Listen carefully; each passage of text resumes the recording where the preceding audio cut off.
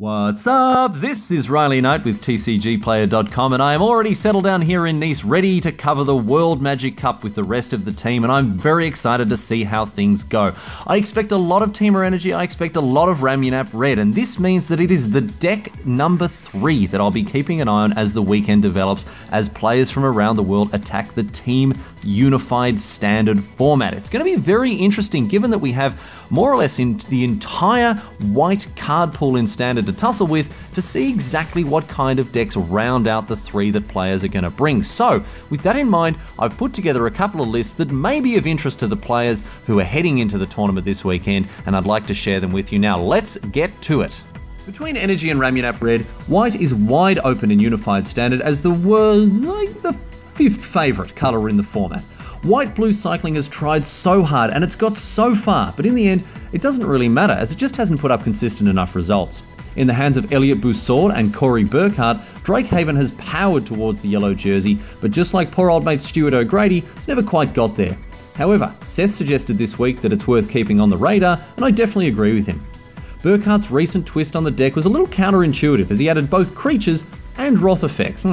All the same, Curator of Mysteries is an undercosted fly that helps you gain new levels of consistency by adding a scry to every cycle, and it can even rise from the dead with the help of an abandoned sarcophagus.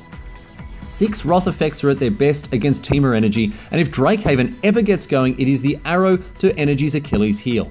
But if we're talking about main deck cards that crush an expected matchup, what about 4 copies of Renewed Faith? Ramunap Red can't hope to keep up with that much life gain. I reckon that the only reason this deck isn't seeing more play is because the argument just play Teamer trumps it every time. And yes, Teamer is likely a better deck, but that argument becomes irrelevant at the World Magic Cup. This deck makes a strong case for being one of the best non-energy, non-Hazoret decks, and for that reason, it's worthy of consideration for this Unified Standard event. Obviously, when looking for decks that don't overlap with either Energy or Ramunap Red, the first impulse is to think about white decks. After all, no configuration of either deck runs a single white card. But there's another angle entirely, however, that takes advantage of an archetype that has been lurking just under the surface, waiting for its time to strike. It's mono-black aggro. While it lacks the resilience and the staying power of Jerry Thompson's Pro Tour winning Zombies list, it has all the speed and aggression, and it's backed up with some pretty tasty combos. The womboiest of these combos is of course the interaction between Yahenni and Bontu's Last Reckoning. You wipe the board and you're left with an indestructible million-billion creature. Kitesail Freebooter interacts powerfully while Glintsleeve Siphoner keeps the cards flowing, and additionally, given that this deck has an Aristocrats-esque flair for sacrificing its own creatures, it's unsurprising to see that Dread Wanderer and Scrapheap Scrounger are up in the mix. These synergies go a lot farther, powering up Big Bad Bontu herself, as well as snagging the old Black Friday discount on Bone Picker. With a 0 card overlap and access to Gifted Aetherborn, which shines against Teamer and Ramunap Red, Mono Black Aggro is in a spot to get it done this weekend at the World Magic Cup. After 15 minutes of, well, actually more like an hour and 15 minutes, it was a pretty long one to be honest, of fame at Pro Tour Ixalan, token decks haven't made much of an appearance in recent weeks. These decks are difficult to play well and require a lot of things to go right, but Jeezy, Creasy, Lemon Squeezy, when they go off hard. The entire deck is either enabler or payoff cards, the most important of which are Hidden Stockpile and Anointed Procession. Procession leads to busted board states and locks up the late game like few other cards can. Innocuous cards like Renegade Map and Start to Finish also do a lot of heavy lifting, flooding the board with 1/1s to eventually overwhelm your opponent. And when it comes to compatibility with Energy and Ramunap Red, the Esper build of tokens is actually more or less ruled out if you're wishing to play 4-color Energy, as both decks fight over the Scarab God. However, in Abzan, Vraska, Relic Seeker is a bit less of an issue, as 4-color Energy doesn't need her in 100% of cases. We've recently seen some Energy lists go as big as Nicole Bolas the God Pharaoh. This deck matches up reasonably well against Energy, and cards like Anointed Priest and Sun Scourge Champion crush Ramunap Red, as long as there isn't a rampaging Ferocidon to worry about, that is.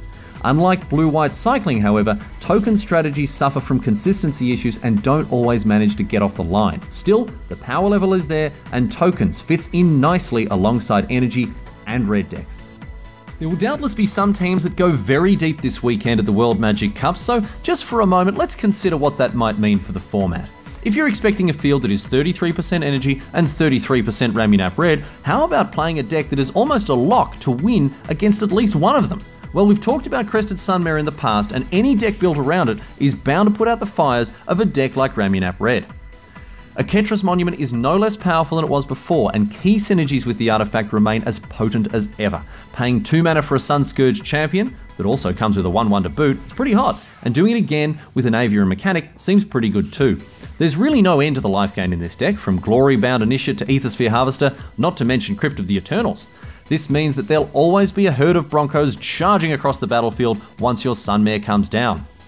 This list is just a rough draft and it requires a fair bit of refinement, but it's an example of something I'm interested to see this weekend. Players rolling the dice on crushing an anticipated matchup and potentially giving up percentage points on other matchups in the process.